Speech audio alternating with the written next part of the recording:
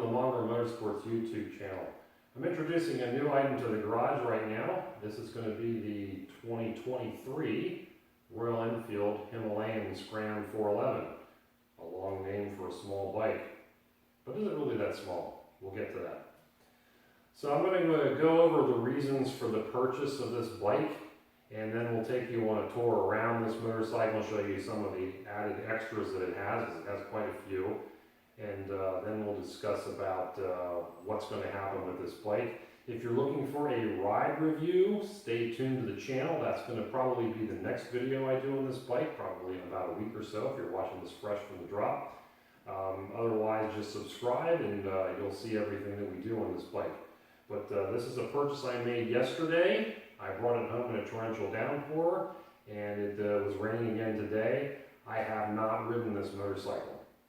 This is a unusual purchase in that I have not test driven it before I bought it, but that's what happens to some of you all out there in the motorcycle buying world, so I'm going to experience it just like you. Let me go and get the other camera, and we'll go around this bike and I'll talk more about what it is and why we're doing this. Okay, we're going to use this camera angle because I don't have to shout and you can hear me better, hopefully. So, my history with motorcycles as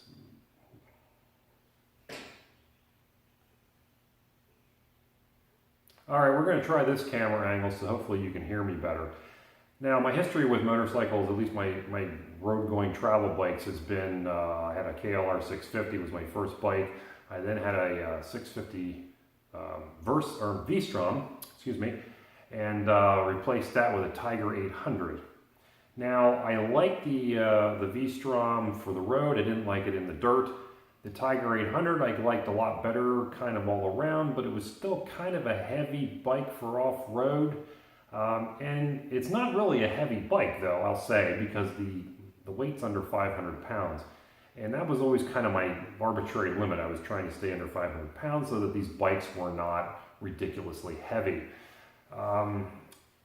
The last year or so, moving the thing around the garage and paying attention to how I was riding it and where I was going with it, I decided it probably wasn't really what I wanted anymore. And so I was looking to get something that was a little bit more dirt-oriented and a little easier to manage as far as just physically moving it around. I'm not a big guy, and I'm getting older, so I'm trying to stay ahead of that potential problems. I was out riding the Tiger one day, and it was kind of a rainy day, and I was on a dirt road with it. I was going down a very steep hill in the woods, and I figured out that if I had dropped that bike there, I wasn't going to be able to pick it up and get out of there. So that kind of put me on the path to trying to figure out something a little bit more manageable for the kind of riding that I wanted to do, and really kind of some of what I had been doing. Now, I had been taking moto trips on those bikes and driving, several states away, doing some interstate riding, and I don't enjoy interstate riding. And I realized when I was considering this bike and a couple of others that interstate wasn't going to be a pleasant experience with this, like it wasn't with my KLR, kind of the reason I sold that. But I'm moving in a direction now where, if I want to go from here in Pennsylvania down to North Carolina or someplace to ride, I'll put it in the trailer and haul it. I'm not so proud that I'm afraid to be one of those guys that uses a trailer to get his bike to someplace. But, I'd rather ride down the interstate in air-conditioned comfort, listening to the stereo, and then when I get there, I have my real fun riding around the roads of the area. So, with that in mind, I'm going to try that and see how that works out for me. So, this brings us to this purchase. Now, there were some other bikes in contention. I was trying to find that, that one unicorn bike that does it all, and of course it doesn't exist. I considered the Versys 650. I looked at the Honda CB500X, which is probably the next closest contender. The KTM 390 Adventure, and that's kind of it. I didn't want to get into that dirt bikey realm or like the Honda CRFs and the DR650s and that kind of thing. This bike fits in a very peculiar place in all of that, or the Himalayan as well. And I wasn't quite convinced that that bike, or this bike, would have enough power to satisfy my road going time. But if I think about the road riding that I want to do, most of it's back roads, 2 lanes, probably not exceeding 60 miles an hour a lot of times. This starts to make a little bit more sense. So my intent was to go to the demo day that's coming up about a month from now and test ride them and see what I thought. Before that happened, this bike came up for sale. And, I've been watching Facebook Marketplace and Craigslist for these. And, there are new bikes, so there really wasn't many of them out there. But this one came up for sale, and it had so much stuff on it. A lot of it I would have been buying anyway, for a price that was just ridiculously cheap, that I couldn't say no to it. And it gets better. This machine was purchased new by a fellow in West Virginia, and he rode it 159 miles and then decided it wasn't for him.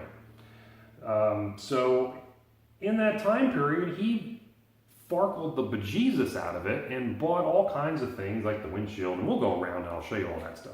But he spent probably close to $1,000 on accessories, if not more. Additionally, for the price that I paid, which was right around MSRP, I didn't have to pay the dealer fees. I didn't have to pay setup. I didn't have to pay shipping. I didn't have to pay any of the stupid dock fees or lifetime battery or any of the other BS that most of these dealers are tacking on to these motorcycles nowadays. Now, I won't want to say Royal Enfield dealers have a habit of doing that as much as a lot of others, but it still happens out there. We've seen it. So for about $5,000, I got a essentially brand new motorcycle that hasn't even reached the break-in mileage for the first service, and I got it loaded up with the accessory catalog. So I decided it was worth the risk. If I don't like it, chances are I can sell it for what I paid for it. So it's not a big risk, and it was even in the color that I wanted, and we'll talk about the color in a little bit. So it was a smoking deal, and that's why it's here now and why we're going to do this series on it. And the reason I'm doing this series is I've watched a lot of YouTube videos about these bikes, both the Himalayan and the Scram. And probably 80% of them are done in England or India. No offense to those people, but it's not necessarily representative of what we have here where I live, as far as the types of roads and types of riding that you do. I've got a lot of big hills and mountains I can ride, and a lot of dirt roads that are a little, some are nicely improved gravel and some aren't very good. So none of those reviews really kind of showed me what the bike would be like for me. Now, that may not show what it's going to be like for you, but I don't live in the desert. I don't live in India. I don't live in, Scotland, Ireland, or the UK. So none of those other videos really was what I was looking for. So hopefully this one will be. There are some domestic YouTubers that are riding these bikes. Old Man Ronan's got a channel. He's got probably a dozen videos on these things. But some of them are a little too fanboyish, for lack of a better term. These guys, they really like the bikes, and I think some of them are getting some help from Royal Enfield, so they want to say good things. I don't get anything from anybody, so I'm going to tell you how it is. And, if this is a good idea, yay. If it doesn't work out, it doesn't work out, and you'll be able to follow along with that.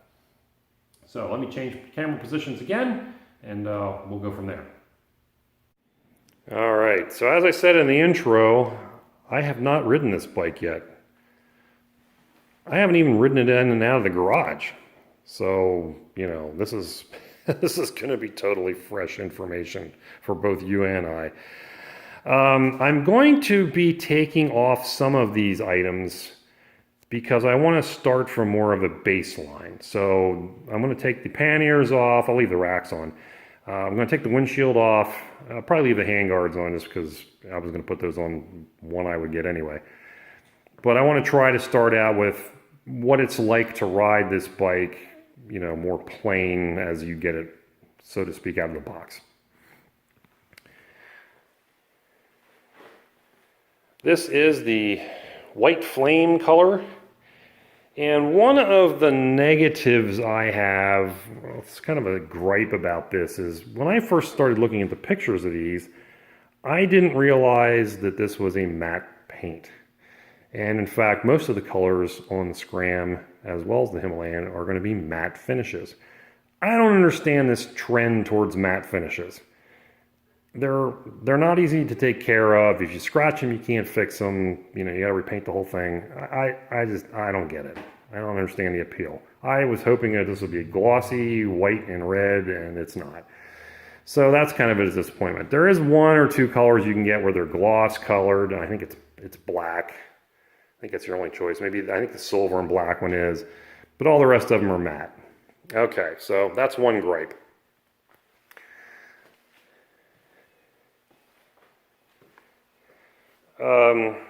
The chiclets. There's a lot of people complaining about the chiclets. Why are they there? What are they doing? What's the point of those things? They are there because they cover up a piece of frame that is on the Himalayan for the extra racks on the front. Instead of making a different frame, Royal Enfield just decided to make the little chiclets that screw on from the back and, you know, use them as a decorative item. They don't bother me. So if you hate them, well, I'm sorry for you, but I'm okay with them. So the two main things I think we're going to be looking at on this as far as a potential problem is, of course, the power, which I don't know that that's going to bother me as much as some people, but I'll try to be very objective about it. And the other item that everyone seems to complain about is the front brake. So we'll give you a fair impression on that as well.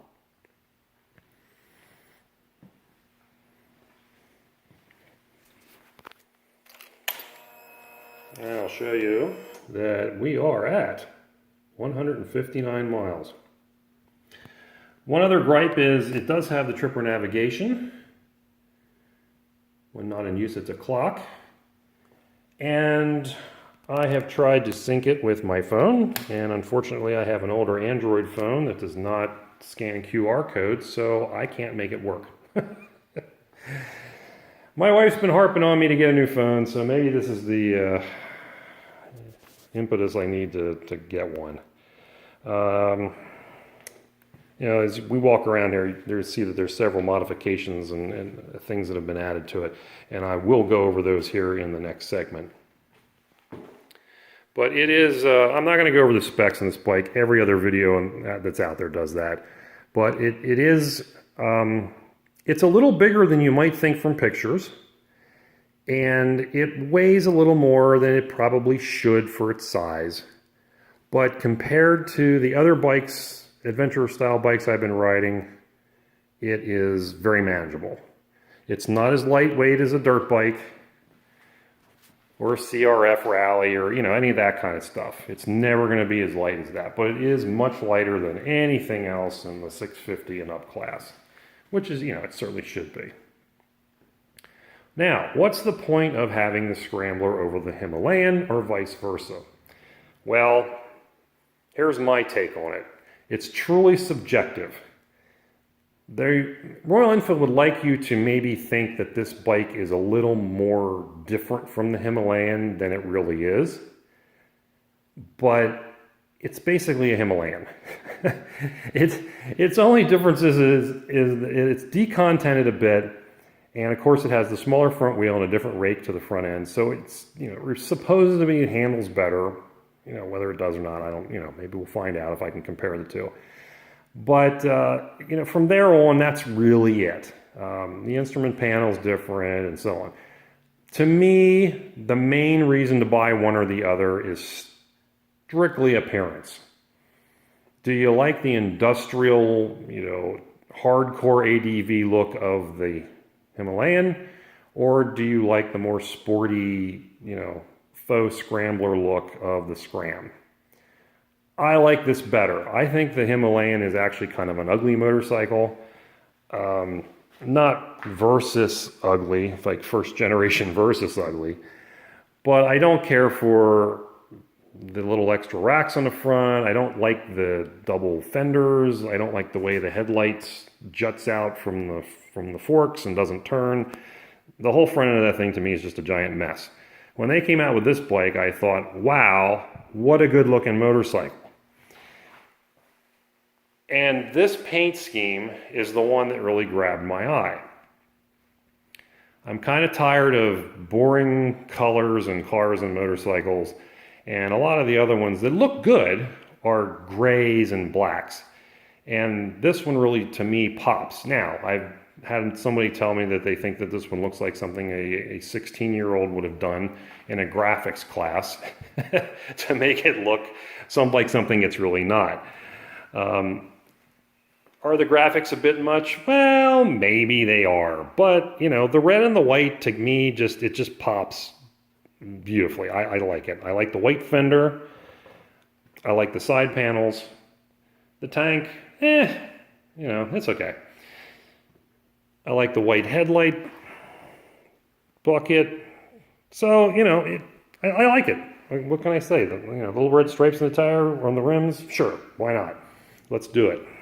So that's the reason I preferred this one. Now, the added bonus is that this Scrambler has kind of a better seat than the Himalayan from what I've been reading. And that was one of the things I didn't like about the Hemi when I sat on it originally, was it wasn't wild about the seat. And they say this one's way more comfortable than the Himalayan one. Again, that can be very subjective.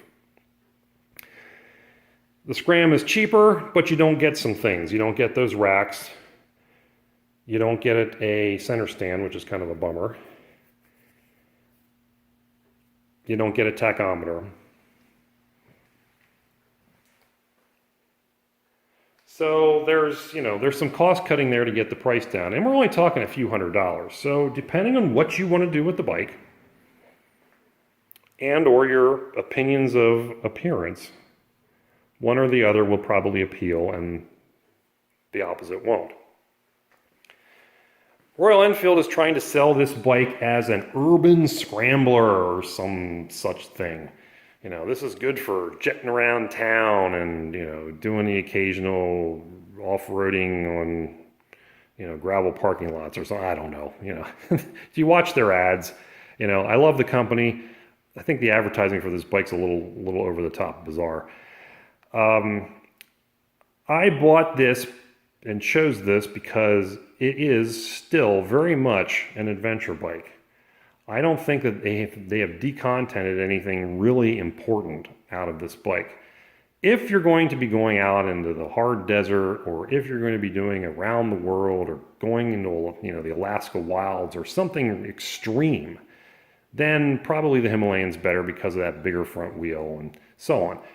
But this bike should be every bit as capable on the forest roads that I tend to ride.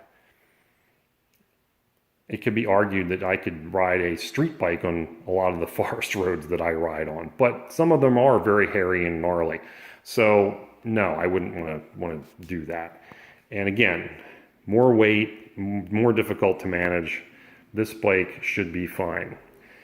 It's also supposed to have a very tractor-like engine, which I prefer. I like motors that have good bottom and low torque versus a high revvy, high horsepower engine. It's why the Versus 300X was never on my radar, because it has that silly Ninja engine in it that you have to rev to 9-10 grand to get power out of. That's not really what you want in an off-road machine.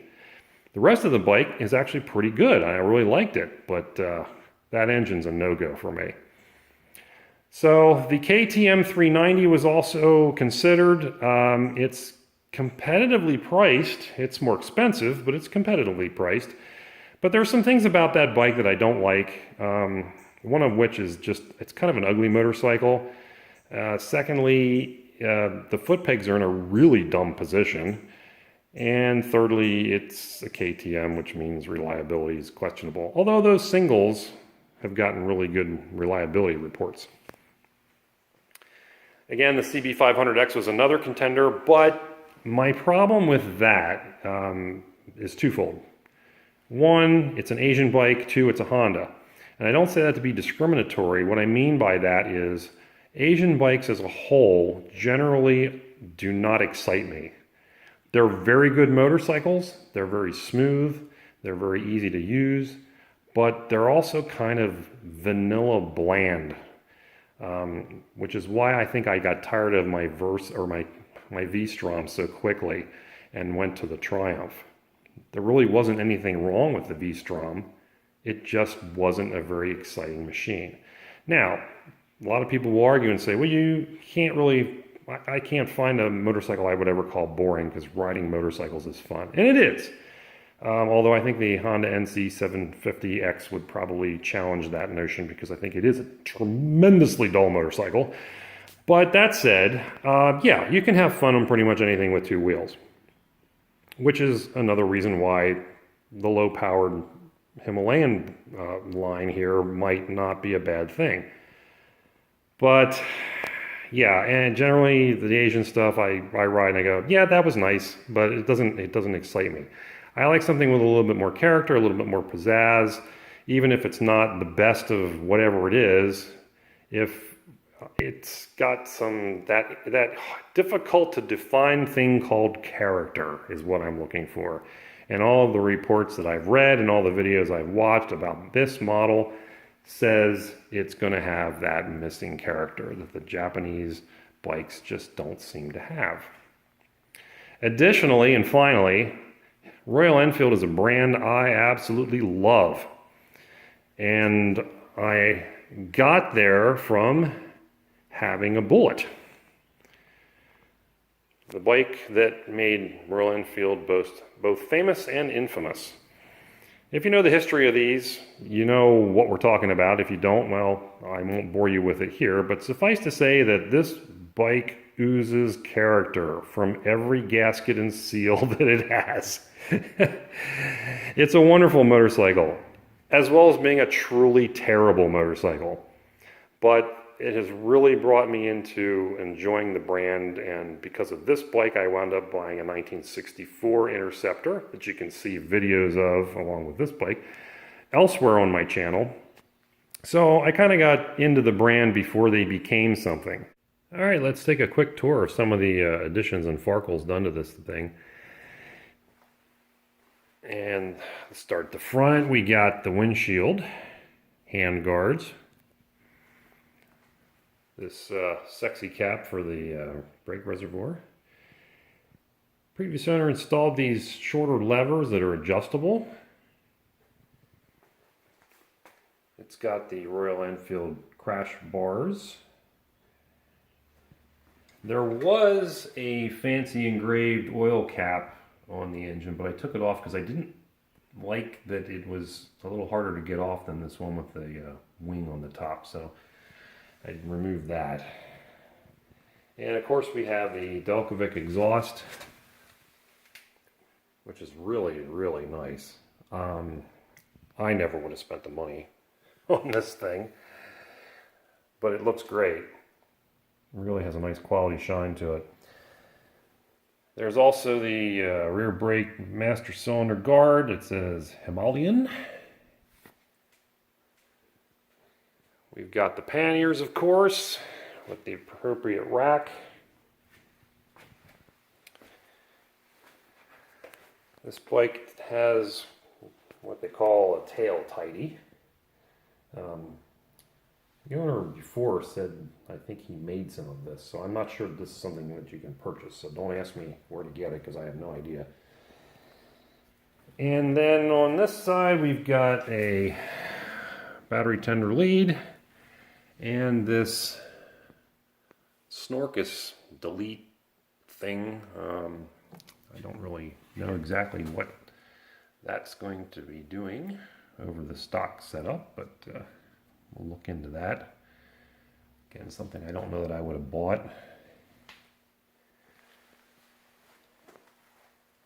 You have a heated grip edition, which is absolutely wonderful. And I think that's it. I don't think there's anything else. Curiously, having purchased everything in the catalog, one would think, there's no center stand. I'm really surprised he didn't spring for that. Oh, there's also the oil filter guard, which, again, I look at this and I go, how's it really better than the factory one? But it's on there. I have the other one. So this one's a little bit physically larger, so it might cover more. It goes down lower at the bottom, I noticed. So I don't know. One thing I did notice in walking around this and checking it out was the boots were kind of up and not seated, and turns out it looks like I'm missing some retainers, which the top ones look like this. They're just like a plastic spring clip. So I'm going to see if I can get those, because I did not have any zip ties the right size to just, zip a couple of those on there. No changes to the lighting. These are all stock. So as I said, I believe that is everything. One cool aspect I noticed when I took this side cover off, you get all this writing on the inside from the factory in India. Very nice to see the human touch there, even though I don't understand what any of it is. Back to the Snorkus delete here briefly. I'm looking at this, and I had the original piece in a box of extras that came with the bike. And I'm looking at this design and I'm thinking, okay, well that's nice because it has the two tabs on there to hold those hoses that are now just kind of flopping around. So that would go up in there like that, and the air just gets brought in from the back and makes an right angle into there. I mean, all you're doing is removing this rear-facing snorkel. So is that a dumb idea or not? Well, I guess it depends on where you're going with this bike. Because to me, if you're riding in the dirt, that may not suck in as much, being shielded and pointed backwards, versus that just being left open. Now, if you're only riding on the street, that's probably no big deal. But, you're going to have to clean that filter. And it looks like, I don't know what this kit is, I haven't looked it up yet, but it looks like that comes with a K&N style filter that's got, the oil impregnated filtering stuff on it. And, I've had those in the past, and quite honestly, they're kind of a pain in the butt to maintain. You got to wash them, and then you got to re-oil them, and you got to make sure you don't put too much oil on them. So I don't know that I'm a fan.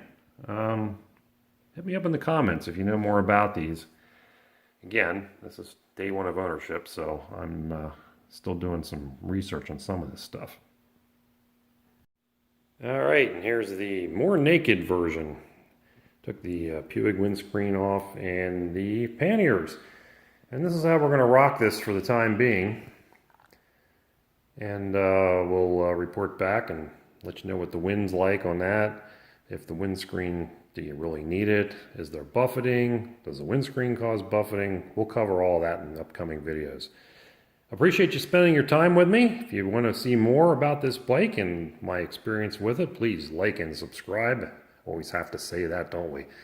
And we look forward to seeing you very soon. Thanks for watching.